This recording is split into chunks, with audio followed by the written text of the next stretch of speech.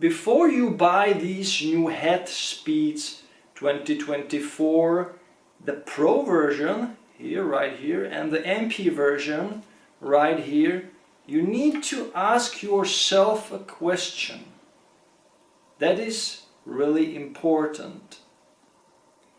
Do you want a racket that has a rubberized paint job that doesn't slide as well in your hand when you are, for example, hitting one-handed backhand? It doesn't really go that well from your hand. Do you want a paint job that a lot of clay is sticking on it when you are cleaning your tennis shoes, when you are a clay court player, when you are based in Europe? Look at all the dirt. It just sticks onto the frame and it stays there. It is really hard to remove.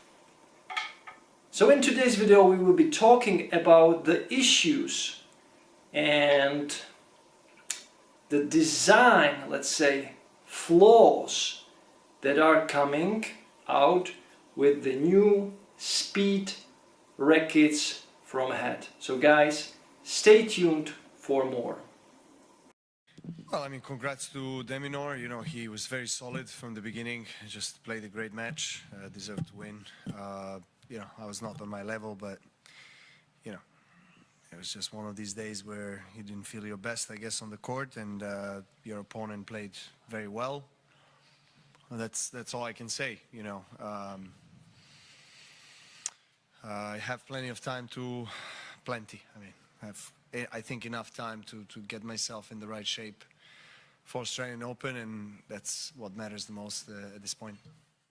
Hello tennis guys and welcome to my channel. So it is 2024, this is my first video, and finally I can reveal you the new Head Speed racket with the auxetic technology, the second generation of the auxetic technology. And guys, this is not a review, it is something I just want to point out, and I want to give you an important message before you buy these rackets, because most of the time I believe nowadays people just buy the rackets online. They don't test the rackets, they don't grab the rackets actually in their hands, they just watch some reviews which are obviously most of the times very positive, but sometimes the reviewers leave the important things that are connected to the design, the overall feel of the rackets, because a tennis racket is an equipment that you hold in your hand. You just hold it in your hand all the time, so it is super important you have the best possible experience while are you holding the tennis racket. And guys, I'm not a big fan of the rubberized finish. Some of you pointed out in one of the posts I've made that this is what Head calls some Swiss luxury paint job or Swiss luxury finish. I don't know what does it mean, and I don't really know what is purpose of this. At first it might feel nice when you touch it. It feels gentle, it feels soft, smooth, but it's not good for a tennis player. It's not good for someone who just wants the best possible performance. Rubberized paint jobs were there before, but I believe for Head it's the first time they actually make something like this. Wilson Pro Staff rackets, the RF97 Pro Staff version 11, 12, 13, I believe all these three versions had the same kind of rubberized finish, and I'm not a big fan of it because the racket also feels somehow slower in the air. I don't know why. It is just my feeling. And as I mentioned, look at all the dirt. Maybe it doesn't matter when you play on a hard court. So for the tennis players overseas or the other players who play in Asia, let's say, because they have hard courts there, and only Europe is, let's say, very specific that we play on clay. So for hard court players maybe this is not an issue, but for us, look at that, the racket is so dirty. It doesn't really feel nice.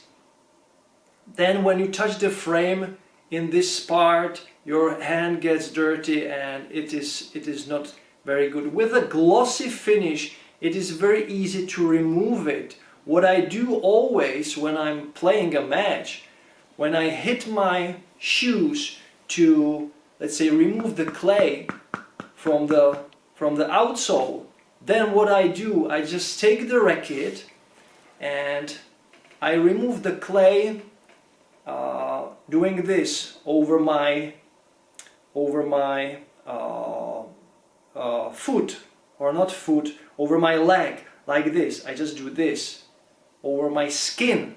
I don't care if I have clay on my skin, I just do this, and I remove the clay. But when I do it with this racket, with this finish, the clay still stays there, guys. And I've done that over these trousers. I will show you that during my training. As you can see, it's dirty. I'm doing it all the time when I play indoors nowadays. And of course it's colder, it's winter, so I use these trousers, let's say. So I'm cleaning the racket with this, but it stays there.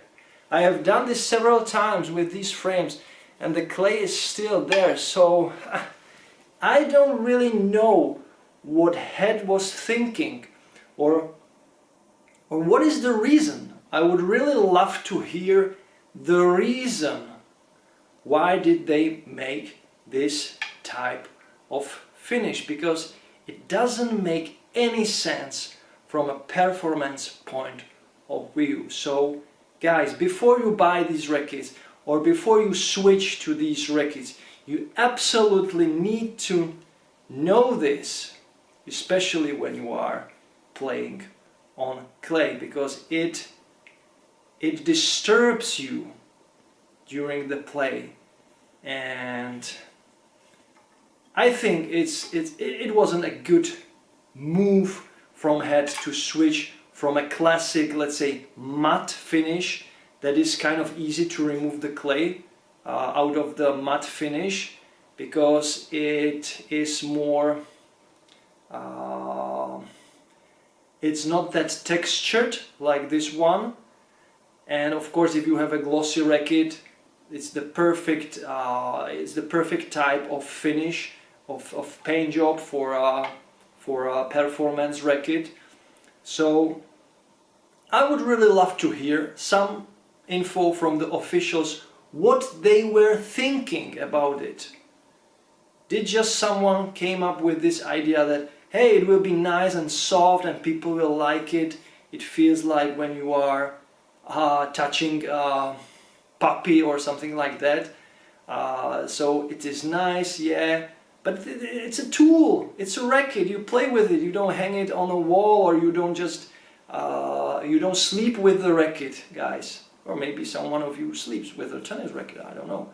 So I don't know what they were thinking about, what is the idea, what is the benefit of this.